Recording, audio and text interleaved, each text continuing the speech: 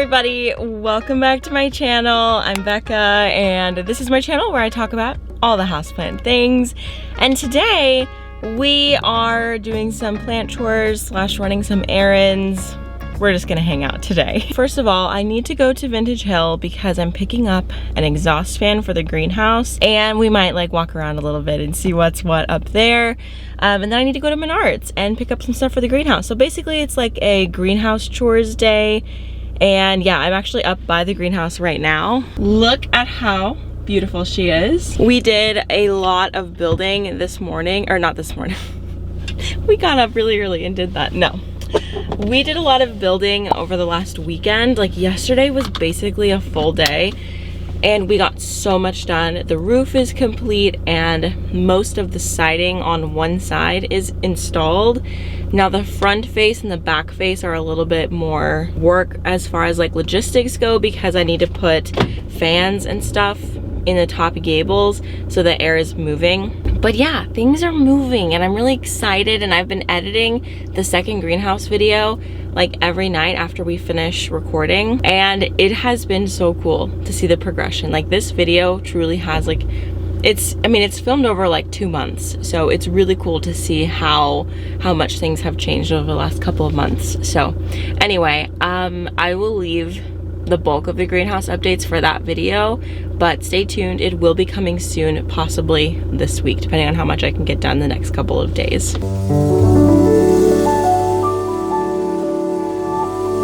I made it to Vintage Hill and it is so beautiful out here as always. There is a road closed, like I think they're doing a bridge repair, so I had to do a detour and I ended up in like this really small town, dare I say village. I just find it so, I don't want to say strange as in like a bad thing, because I don't mean it in a bad way, but it's just so different and like strange to me that somebody like could live in a town that you like drive through in like a second. It's just wild that these places exist. Like I wonder if that's like, I mean that's like truly like small town America. It's interesting to me, like where do they go grocery shopping? Like what are they eating? Like I thought the same thing when we were in Iceland. Like we would drive like an hour and we'd see a house, we'd drive another 2 hours and there'd be another house and there's like nothing in between. What are these people doing? Are they rationing? Are they going to the store like once a month and buying a bunch of stuff and like canning? I have no idea. Anyway, let's go inside. Look at these beautiful horses. Oh my, look how cute. So I just left Vintage Hill and why are we? All right, friends, I just left Vintage Hill and sorry that not much has happened yet, but I talked with Jeff about, he's the owner of Vintage Hill, and he's been sort of consulting with me on this greenhouse to like help me not do this terribly. So I told him about some things that are going on in the greenhouse and he gave me some suggestions and I am very thankful for his knowledge. However, I do now have to dig 6 to 8 3-foot holes, put a piece of wood in it, put some concrete and attach it to the base of the greenhouse, because I was telling him how it's still wobbly and we're like, why is it still wobbly? He asked me if it was cemented into the ground and I said no, because I found an alternative method, and he's like, no. Absolutely not. You need to have that cemented into the ground. And as soon as I heard him say that, I was like, you know what, you're right, that actually makes sense. And I'm embarrassed that I didn't think about that. I think maybe I was trying to cut a corner.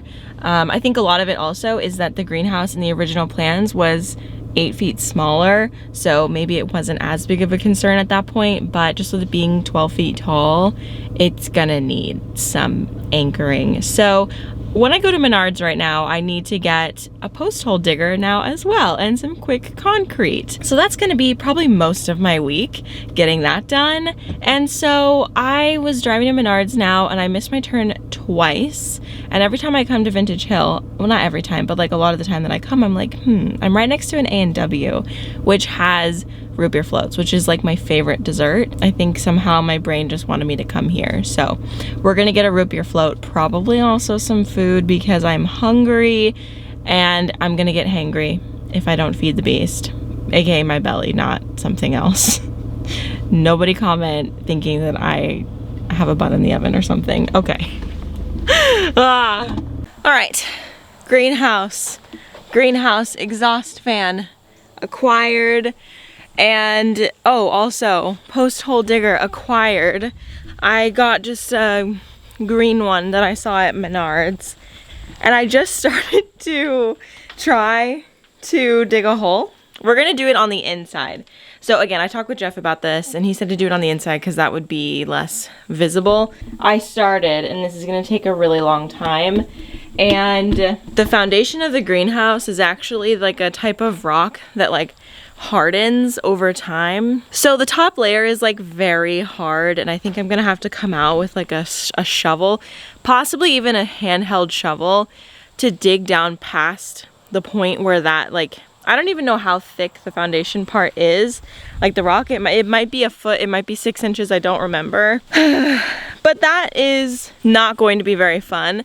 However, today's a really nice day to be out doing it, so I might do that. But I do have some plants inside that need to be watered, and just some things in general that I need to get done in there. So before I resign myself to manual labor in here for the rest of the day, I am going to go inside and do a little bit of stuff in there, in the houseplant realm, because it's gonna be a day. I definitely consider myself an optimist, but in situations like with the greenhouse, I feel like anytime something goes wrong or like we have a setback, I get really upset about it. And I was watching someone else's YouTube video of them building their greenhouse, and it was DIY Danny, by the way. She had a really great like 4-part series, and it seemed like whenever she had a setback, she kind of just like it definitely affected her, but it was way more chill and calm, and it wasn't as like emotional and intense. And I do really admire that, because I want this to be a fun process, and I feel like if I get really upset and worked up every time something goes wrong or we have a setback, it's not going to be very fun anymore. So I am going to do my best to live into my optimism and just roll with the punches, you know? Oh, Koopy. Yeah, he's really good at bringing in the welcome wagon. Anyway, so yeah, we're gonna roll with the punches, and we're gonna be an optimist, because why not? You know, what else do we have besides staying positive and being, staying positive. And actually, speaking of being positive, I just saw out of the corner of my eye, where is it? There she is, a Hoya bloom. She is at it again. She is always blooming. And look at this beautiful new leaf on my Thai constellation. She is so gorgeous. And my elbow is pregnant. I don't know if you can see that. So definitely we have some good things going for us, and it's gonna be fine.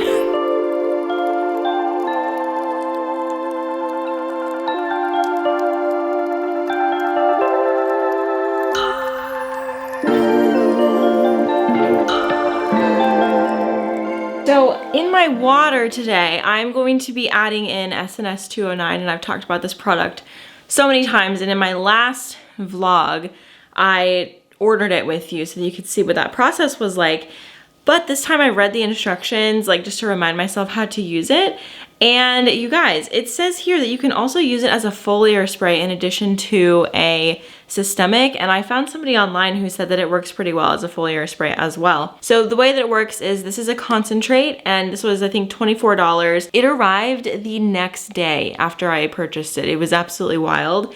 So I figured out that this cap is actually the size of about a half a tablespoon. So that makes it a lot easier, so you don't have to like try to eyeball it and get it wrong, or get your measuring cups out every single time. And you add a cap full of this to a gallon of water. And it says that you have to add it to a minimum of 5 consecutive waterings, or until the infestation reduces. So you can't just use this on one watering. Like, I would actually suggest using it every time you water, which is what I was doing for a really long time. And it took me a while to get through this bottle, and I really didn't have any pest issues at all. It was actually a period of time when I didn't have a single spider mite issue. And then as soon as I ran out, Boom, the spider mites were back. So anyway, if you want to use it as a foliar spray, the concentration is 2 tablespoons to 1 gallon of water. Spray every 3 to 4 days for 21 days, and it takes about 1 to 2 weeks to start working and will continue to work for up to 3 weeks. It also says for best results, for the foliar spray at least, use distilled or chlorine-free water. We are going to get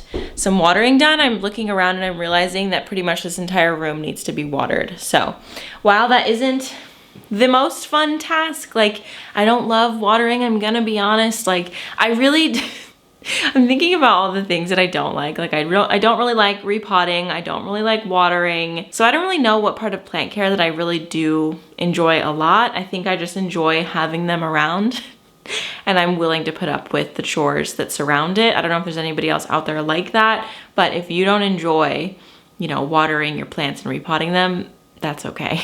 You don't have to in order to enjoy having plants. There's just some things that you have to do in order to keep them, and I'm willing to do it.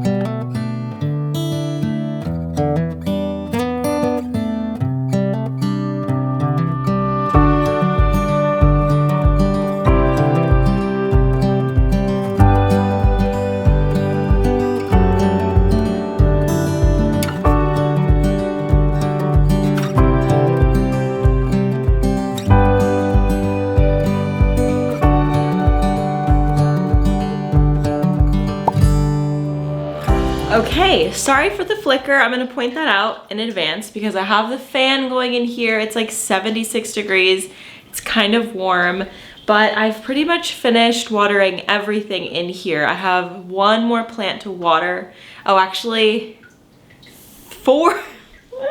Right when I thought I was done. I have 4 more plants to water. And I wanted to show you this really cool development on my Philodendron glorious. So I just have been really loving Melanochrysum hybrids. I don't love Melanochrysum just as like a plant, but I really love the hybrids. However, when I was in Vintage Hill this morning, they have Melanochrysum for I think 60 bucks, and they're pretty small, but I was considering going and buying one to put on a plank, because when Melanochrysum are growing, like, you know, the big leaves, they're really incredible. And I feel like if I got it on a plank, like I have the Splendid on a plank, I feel like it would put out big leaves, and I'm kind of considering it, but it is a plant that I said that I would never buy again, and here I am. But Vintage Hill also had Splendids for $60 too, and Pink Princesses for like $30, and a few other pretty cool philodendrons. So if you're interested in philodendron, definitely go snatch? Yes, go snatch those up.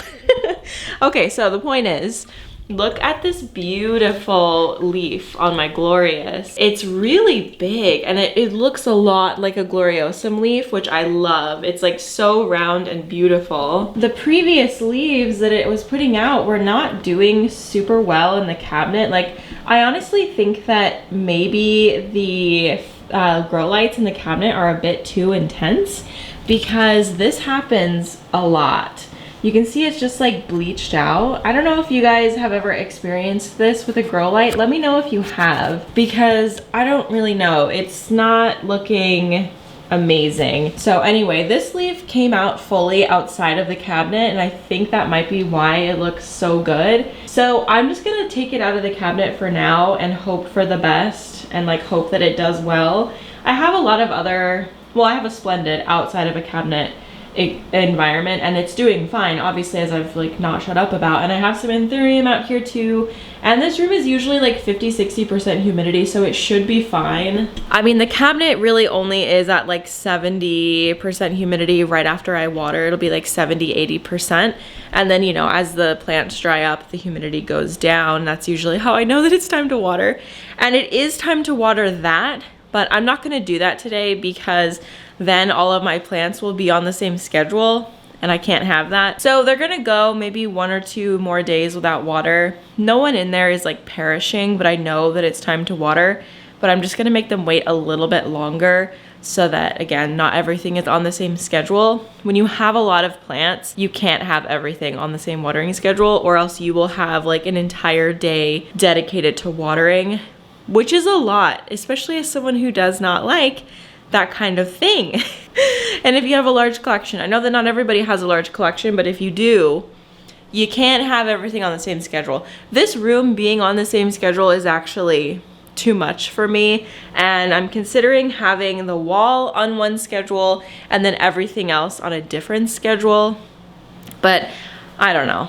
We'll just have to see how I can figure that all out. But a few months ago, I installed this Begonia situation, and I wanted to show you like a little update on this because I think I showed it in the background of something and somebody asked. So this is what the begonias are looking like. They're not like, I don't know.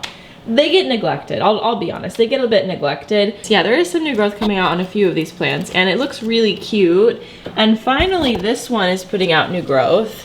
A lot of the leaves have looked like this like auburn color for a long time, and now we're finally getting some new stuff that has a bit of a more of a green hue. They're newer leaves. The Miss Mummy begonia is definitely loving her life. She's the tallest out of everybody, but that might also be just because it was a bigger plant to begin with. I do have a goal of this entire thing being filled with begonia, and I think it'll happen eventually, but it might be a while. And I was also thinking to myself, like, and also kind of kicking myself because I should have put this outside this summer, and I probably still could because the nighttime temperatures are only like 65-ish. I think it would be fine.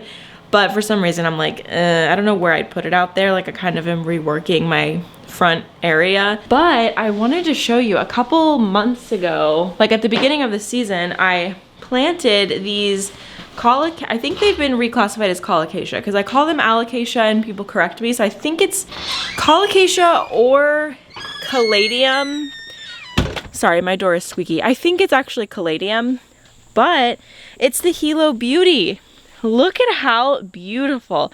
So I really wanted something that would be like tall in this section and like fill up the space because like next to my door is just like, you know, the siding.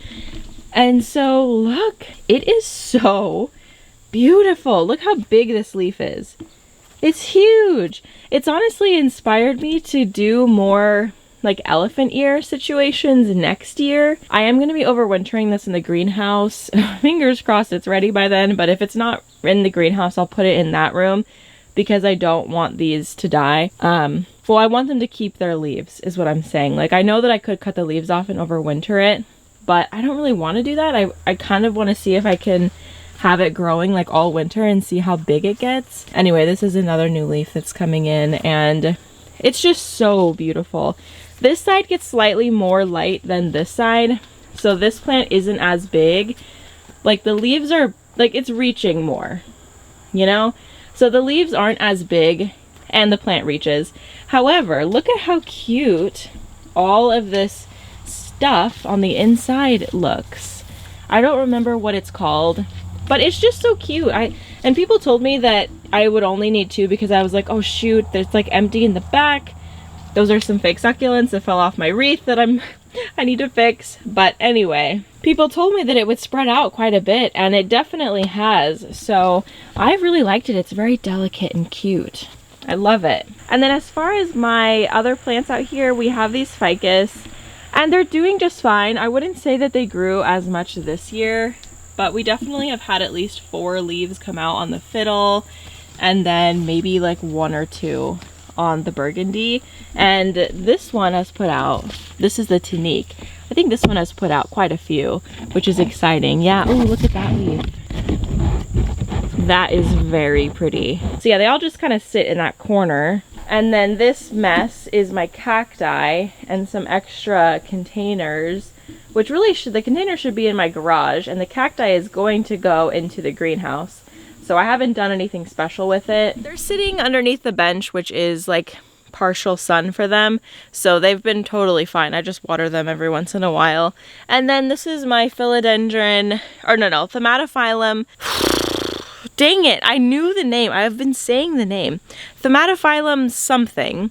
But yeah, it's looking really good. This is one of those plants where I'm like so stressed out because it's beautiful, but it's so big. I'm like, oh shoot, what am I gonna do with this in the winter time? Hopefully it's a greenhouse plant eventually. But there's a coffee shop near me that has a massive one of these, and it is so beautiful. It takes up this huge corner of the coffee shop, and it has the most beautiful pots. So I asked, because I'm always looking for big pots because I happen to have a couple very large plants, and for now I have them in, all of them are in plastic pots, like plastic terracotta look-alike pots, because they're heavy as it is, because there's so much soil, so much plant going on, and I didn't want to add on a heavy pot on top of it. But I saw these really beautiful pots at this coffee shop, and I should have taken a photo to show you, but I asked where they sourced them from, and they said West Elm, and I was like, dang it, West Elm is expensive. So I was looking on their website, and I didn't see the specific pots that the coffee shop had, but I'm definitely on the lookout for a big beautiful pot, because my Monstera deliciosa, which I brought outside to water and like hose off the leaves because it was really dusty, you can see it's like leaning back. It's really, it needs some help. Anyway, I am going to be putting that in my bedroom, and in the last vlog I ordered a Soltec Solutions light, a Soltec light. Why did I just say anyway, I ordered a Soltec light and I'm going to be putting that in the corner of my bedroom, but it needs a pretty pot before I do that, because if I'm going to put it in my bedroom, I want it to look nice. Like if it's in the sunroom, it's like not that big of a deal, but I spray painted the pot the terracotta color, as you saw, but I couldn't spray paint the inside because there's a plant there, obviously, so you can see like the black edge. And I also made a fabric cover for the pot, and the fabric cover was too big because my math was off. If you saw the video where I made those fabric covers, a bunch of people in the comments told me what I did wrong. I did something wrong with like the seam allowance and the circumference. Easy fix if you just look at the comments and like fix my math. But anyway, the pot cover that I made is like way too big, and it's also kind of annoying to take like a big plant out of it every time I have to water, which isn't all that often. But anyway, long story short, I have the pot cover that I could use, but I kind of just like the idea of having like a solid pot that is like pretty. So if I could find one that like looks like stone but is actually plastic, that would be amazing because it wouldn't be so heavy. But I'm gonna take a look at West Elm again, and if you have any suggestions for like large pots, like we're talking like probably 20-inch pots, let me know if you have any pots like that. I've been looking in like the gardening section because a lot of outdoor containers are like 20 inches, but they just aren't it for me. Like the ones that I have outside of my front door are pretty cute, and I could try to find one of those, and I wouldn't mind that being in my bedroom because they are sort of like antique-y terracotta looking, like they actually look like stone but they're plastic. Let me show you. And obviously there's like junk on it because it's outside, but you can see like it's plastic, but it doesn't really look like it. It looks like aged terracotta.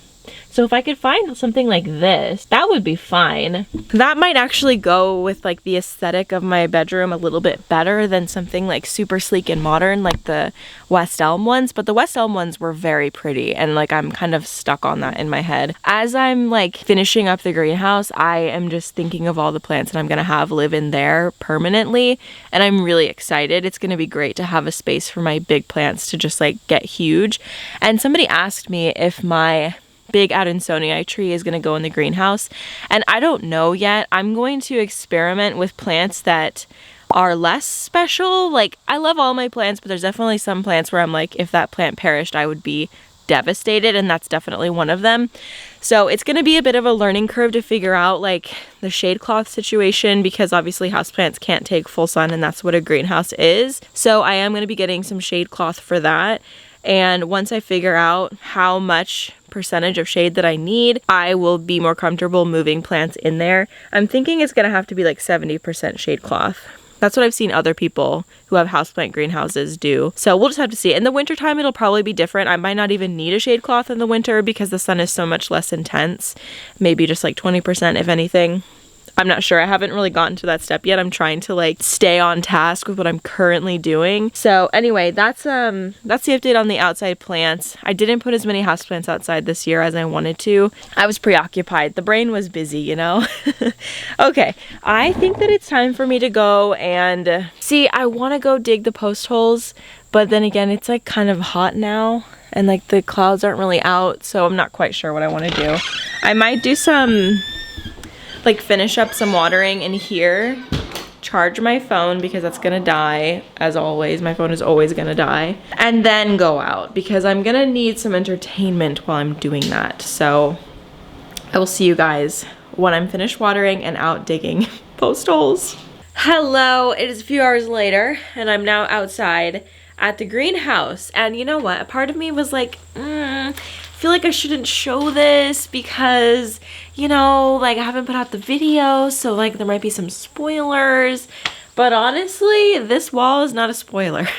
So you know what, I've been showing stuff on Instagram and TikTok, so if you guys want to see like real-time updates of the greenhouse, I post updates on both of those. So if you want to know, like, is the roof done, is the siding up, you'll know if you go check on those platforms. I actually have an entire series on TikTok where I've been updating like periodically every time we do something. So I think there's like 12 parts now or 11 parts. So go check it out. Possibly 13 parts at the point that you see this video, depending on how much I can get done.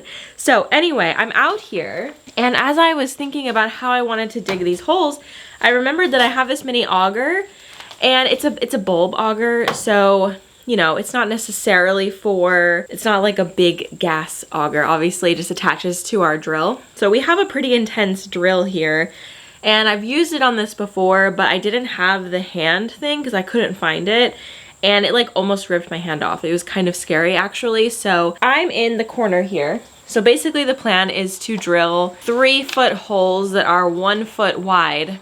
And like, obviously I know that this is not 1 foot, but I could possibly get bigger augers from this same company. This is from powerplanter.com, so I could possibly get some bigger ones that will fit in my drill. I need to do 6 minimum 3-foot deep, 1 foot wide holes, and I'm hoping that this will help me get that started. So let's actually just try it out and see what happens. I did use the post hole digger already, and it's gonna be very difficult to use that. And I think honestly it's gonna be difficult because the foundation has that rock that gets hard, which I've already explained. If this was just like out in the field, it wouldn't be as daunting. But since there's like, you know, things have been laid, I am a little nervous about how this is gonna go. So let's give it a try.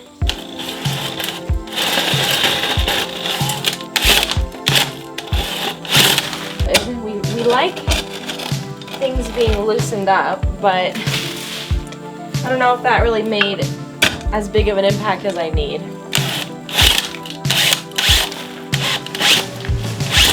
I think we're past the rock layer, at least in this one small section. Oh. Okay. I feel like Laura from Garden Answer.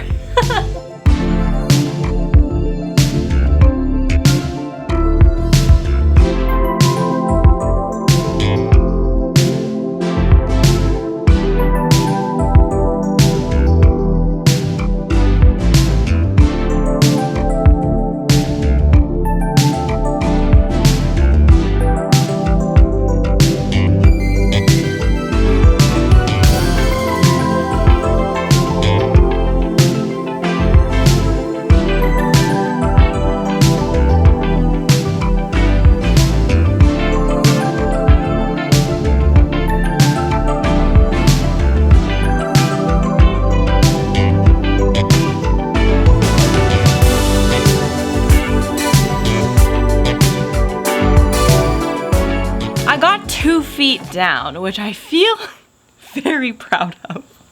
Like, honestly, I came out here and I was like, this is not gonna happen. So I was able to accomplish that in like 30 minutes? Like, that's not that bad. But the thing is, the auger is doing like most of the work for me. And I've gone as far as the drill will go down. Like the last couple times I drilled, this was like getting smashed into the ground here. So I don't know what to do because I can't even really hand dig out the last foot because my arms are only so long and I can only reach so far in. So what I'm gonna do is I'm going to research possibly a longer auger blade that I can put on this drill. I don't know if they get made any bigger than this, like ones that I could put on a drill. Like I don't want to burn up my drill. I watched a video from Garden Answer about her auger blade, and she has some pretty intense ones, but she also has like a very intense drill specifically for them. Like she was saying that, like, you know, sometimes, well, not sometimes, she said one time I think that she burnt up one of her drills or something like that. Anyway, you need a pretty powerful drill to man like the bigger ones. So all this to say, we have a local tool rental company that I think that I'm gonna hit up and see if they maybe have something that I could put on my drill, or maybe they have like a single person auger that I could just start with. But I actually got it pretty close to the edge as well, which I was kind of worried I wouldn't be able to, but it is pretty close to the edge, so the piece of wood will get like relatively close. The piece of wood I'm gonna anchor in will get relatively close to the edge. So anyway, I think that's where I'm gonna leave it today, and just give you a big thank you for hanging out with me today. It was a well-rounded day. I'd say that this was honestly a pretty typical work day. Like first going out and about and like getting supplies and coming back and taking care of my plants and filming with you, and then working in the greenhouse. That's honestly a pretty typical work day for me. I don't always get to go somewhere pretty like Vintage Hill. It's usually just like Menards or something. But today I got to do both, so that was really fun. So I hope that you enjoyed hanging out with me, and I will see you guys in the next video. Bye!